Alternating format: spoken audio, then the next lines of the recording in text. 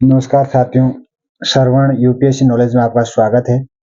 आज हम लेकर आए हैं संसद भवन से यानी कि संसद हमारे देश की जो सर्वोच्च संसद है वो किस तरह से बनी है, उनमें कौन-कौन से पार्ट है, इन सारी चीज़ों पर आज हम चर्चा करने वाले हैं।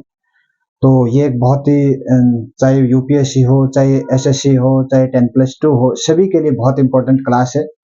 तो उन्हीं के यानी कि मैं संसद के बारे में बताने वाला हूँ कि कौन-कौन से जो फील्ड्स के अंदर कौन-कौन से जो टॉपिक्स है, तो उसके अंदर संसद कहाँ काम आती है और उनके जो क्वेश्चन है, यानी कि क्वेश्चन आंसर पे बहुत मैं ज़बरदस्त बात करने वाला हूँ, जिनसे कि प्रत्येक व्यक्ति और उस चीज़ तक पहुँच सके। तो हमने बहुत कुछ यूनिक प्रश्नों को लेने के भी प्रयास किया है। तो जिस तरीके से मेरा जो आज टॉपिक होगा, आप लोग देख पा रहे हैं कि संसद पार्ट फर्स्ट। आज हम संसद का पहला पार्ट शुरू कर रहे हैं। बिल्कुल आपको टू द पॉइंट हम पढ़ाने वाले हैं, बहुत शानदार तरीके से, जिनके माध्यम से आप लोगों को एक बहुत बढ़िया तैयारी करनी है। चाहे अगर वो सीजीएल करता हो, चाहे यूपीएससी की तैयारी करता हो, सभी के लिए अगर इंडियन पॉलिटिकल अगर किसी को आती है, अगर उनको अंगुलियों पर जो इंडिया के पॉलिटिकल है, तो बहुत यानी कि कुछ जो कोई भी अगर एग्जाम है उनको क्रैक कर सकता है। तो मैं उसी के आज के संदर्भ में कुछ लेकर आया हूँ। जैसे संसद का पार्ट है कि संसद के पार्ट में हम सब देखते हैं कि संसद का जो निर्माण होता है, संसद के कितने अंग होते हैं। अंग का मतलब कि मान लिया कि कोई एक मनुष्य होता है और मनुष्य की भी लगभग कितने यानी कि दो पैर होते हैं। उसी तरीके से अगर किसी भी संसद को चलाना होता है, तो संसद को चलाने के लिए उसमें कितने पैरों की आवश्यकता होती है, ताकि वो एक सुचारू रूप से और यानी कि बेहिचक वो चल सके। उसी के नॉलेज में हम आपको एक पार्ट, बहुत ही महत्वपूर्ण पार्ट है, जो कि हर एग्जाम के अंदर आता है, चाहे वो सीजीएल हो, चाहे वो 10+2 हो। अगर वो राजस्थान की अगर कोई वैकेंसी आती है या अन्य कोई स्टेट की अगर वैकेंसी आती है, तो सभी के अंदर यहाँ पर क्वेश्चन पूछा जाता है। तो मैं चलता हूँ।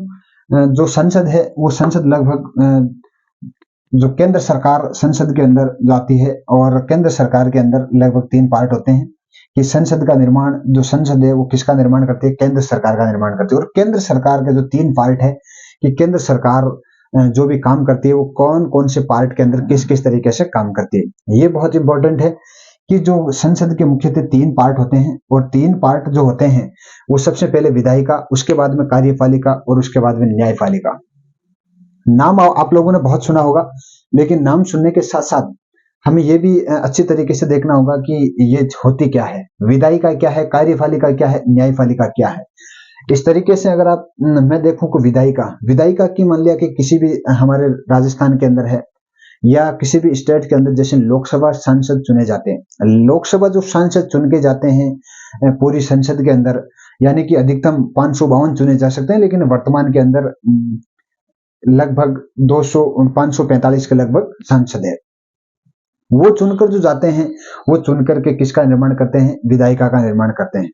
उसके बाद में जो कार्यपालिका होती है, जो विधायिका, जैसे मान लिया कि किसी भी पार्टी को अगर बहुमत अगर मिलता है, तो बहुमत मिलने के साथ साथ में होता है क्या है कि बहुमत जिस तरीके से मिलता है उसी के आधार पर वो सरकार का निर्माण करते हैं, उसको कार्यपालिका बोलते हैं। और सरकार के अंदर एक प्रधानमंत्री होता है, और प्रधानमंत्री के साथ जो सहायक जो काम करने वाले होते हैं, जैसे मंत्री होते हैं, कैबिनेट मंत्री, राज्य मंत्री, स्वतंत्र प्रभार वाले मंत्री, वो हमेशा कार्यपालिका, यानी कि जो मंत्री होगा उस अपने डिपार्टमेंट के अंदर कार्य करेगा।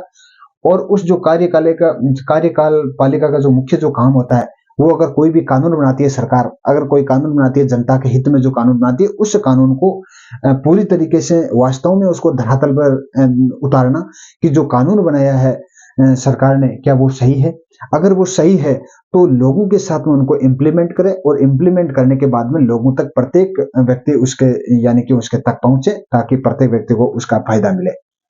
और उनके साथ में जो न्यायपालिका होती है, न्यायपालिका का जो मुख्य काम होता है, वो न्यायपालिका का मुख्य काम ये होता है कि अगर कोई भी सरकार है, जैसे मान लिया कि यहाँ पर जो विधायिका है, विधायिका एक कानून बनाती है, और एक कानून बनाने के बाद में, जैसे कि वर्तमान के अंदर एक बहुत बड़ा मुद्दा चल रहा है, या पिछले साल भी चल रहा था, यानी कि 3 कृषि कानून। अभी जो किसान है वो धरने पर बैठे हुए हैं। जो कृषि कानून का जो किसने बनाया था, विधायिका ने बनाया था।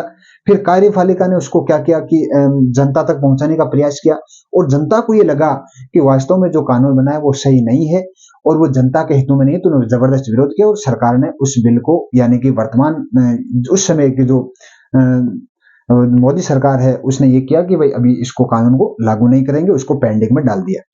उसके बाद में जिस तरीके से हम देख पाते हैं कि जो न्यायपालिका होती है, न्यायपालिका ने भी लोगों ने दरवाजा खटखटाया और सोचा कि जो कानून बना है, जो कानून बनने के बाद में जो भी उसमें जो धाराएं जुड़ी है वो क्या किसानों के हित में है, किसानों के हित में नहीं थी। तो न्यायपालिका ने यह कहा कि वर्तमान स्थिति के अंदर इन तीनों कानूनों को लागू करना ठीक नहीं है, और सरकार ने भी इसको ठंडे बस्ते में डाल दिया।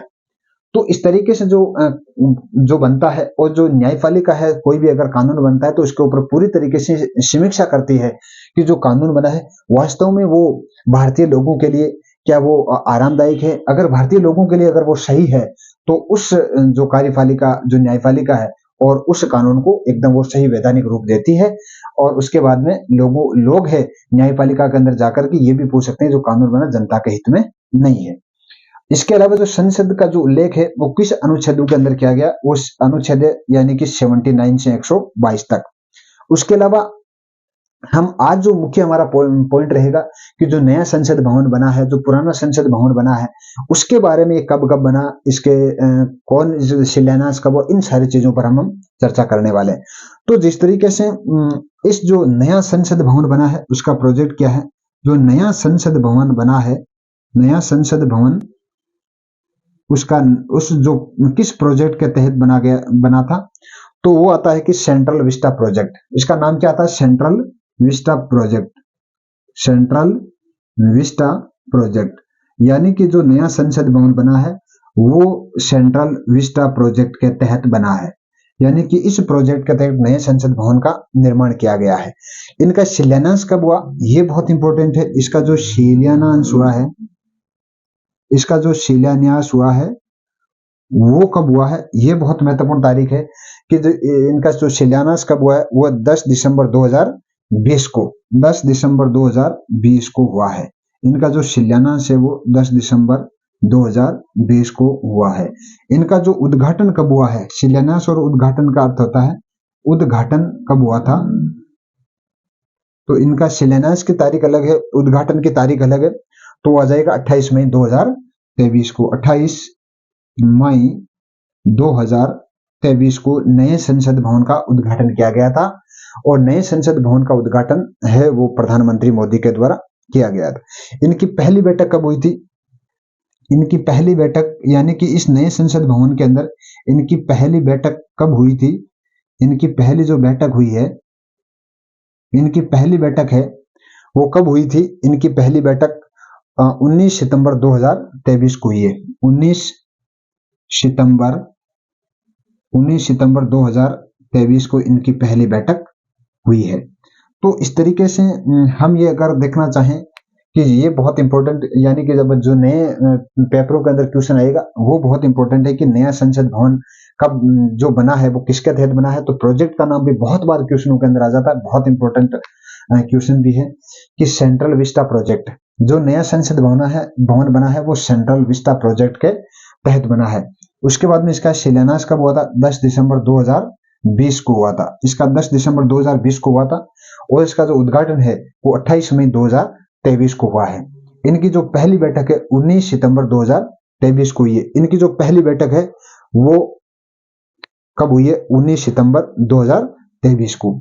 इनके अलावा और भी जो इनके ठेकेदार कौन थे, इनके ठेकेदार लेने वाली जो कंपनी कौन थी, इन चीजों पर भी हम बात करेंगे। लेकिन संसद का जो यहाँ से क्वेश्चन जो नए पेपरों के अनुसार उठने वाले हैं ये बहुत इंपॉर्टेंट है। इसका शिलान्यास हुआ है विमल पटेल।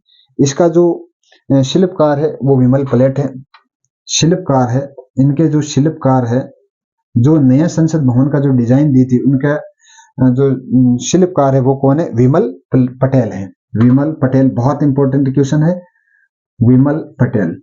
ये भी बहुत बार हो जाएगा, पर्सन है वो पूछा जाएगा क्योंकि मोस्ट इंपॉर्टेंट पर्सन है। यानी कि शिल्पकार का तो बहुत बार क्वेश्चन आता है किसी भी, चाहे यूपीएससी एग्जाम हो किसा भी हो। और उसके बाद में जो ठेकेदार यानी कि जो नया संसद भवन जो बना है तो उसके अंदर जिस तरीके से जो भी टेंडर जिसको मिला वो इस कंपनी का नाम क्या है, और उस कंपनी का नाम टाटा प्रोजेक्ट। उस कंपनी का नाम क्या है, टाटा प्रोजेक्ट। यानी कि ठेकेदार में डायरेक्ट अगर नाम लिख सकता हूं, ठेकेदार तो मिला है टाटा प्रोजेक्ट को। टाटा प्रोजेक्ट है, उनके तहत ये काम हुआ है। पूरा संसद भवन है वो टाटा प्रोजेक्ट के हाथों से बना है। उसके साथ में ये बहुत इंपॉर्टेंट है, शिल्पकार का प्रश्न बहुत बार आता है। पहले जो हमारा पुराना जो संसद भवन था तो उसमें भी बहुत बार प्रश्न आया, तो अब नया संसद भवन बना है तो उनके लिए प्रश्न बहुत इंपॉर्टेंट है, आपको बेहतर तरीके से इनको देख लेना है। इसका जो आकार कैसा है, इनका आकार का भी बहुत बार प्रश्न आ जाता है। इनका आकार कैसा है, त्रिभुजाकार। इसका आकार कैसा है, त्रिभुजाकार। बहुत मैं ज्यादा डिटेल में नहीं जाऊंगा, लेकिन मोटे मोटे जो वास्तव में जो बार बार क्वेश्चन उठने वाले हैं उन्हीं क्वेश्चन पर मैं जाने वाला हूं। तो नया संसद भवन है वो इस तरीके से बना है। तो नया जो संसद भवन है, भवन जो बना है, और उनके लिए मैं थोड़ा सा इधर नीचे में लिख देता हूं। तो इनका आकार भी आपने बहुत अच्छे तरीके से देख लिया होगा। और अब मैं ये देखता हूं कि जो लोकसभा की और जो संसद के अनुच्छेद कितने, तो पहला अनुच्छेद में लेता हूं, अनुच्छेद 79। अनुच्छेद जो 79 है वो संसद के बारे में क्या कहता है कि 79 है वो संसद राष्ट्रपति प्लस राज्यसभा वो लोकसभा, यानी कि एक संसद होनी चाहिए। यानी कि किसी भी देश के अंदर क्या होनी चाहिए, एक संसद होनी चाहिए। और संसद के अंदर क्या क्या होना चाहिए, राष्ट्रपति, राज्यसभा और लोकसभा। अनुच्छेद ये बात कहता है कि किसी भी देश के अंदर एक संसद होनी चाहिए, और संसद के साथ साथ में क्या होना चाहिए, देश के अंदर एक राष्ट्रपति, एक राज्यसभा और एक लोकसभा।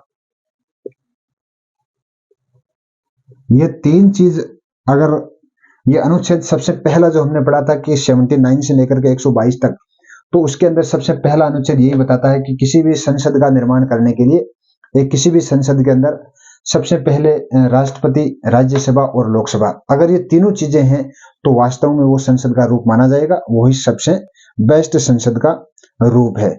और उसके साथ साथ में जो राज्यसभा क्या है, लोकसभा क्या है, उन पर भी हम डिटेल से बात करने वाले हैं।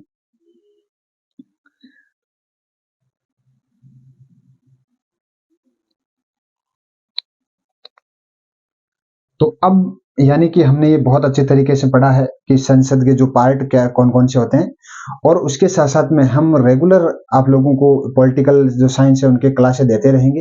अगर आप हमारे चैनल पर नए हैं तो चैनल को सब्सक्राइब कीजिए, लाइक कीजिए और अन्य लोगों तक शेयर भी कीजिए, ताकि हम अगर आप लोगों का विश्वास होगा तो हम आपको और भी बेहतर कंटेंट आप लोगों को दे सकेंगे। और उसके साथ साथ में जिस तरीके से हम अगली क्लास के अंदर जो हमारा पार्ट 2 होगा, पार्ट 2 के अंदर राष्ट्रपति, राज्यसभा और लोकसभा, इन तीनों चीजों के बारे में हम जानेंगे, बहुत डिटेल से जानेंगे। और सबसे पहले हम राज्यसभा, लोकसभा, इनमें से एक पार्ट को ले लेंगे, उस पार्ट को बहुत बेहतर तरीके से पढ़ेंगे, जिनसे आप लोगों को बहुत बेहतर तरीके से समझ में आए। तो आज के लिए इतना ही। जय हिंद, धन्यवाद।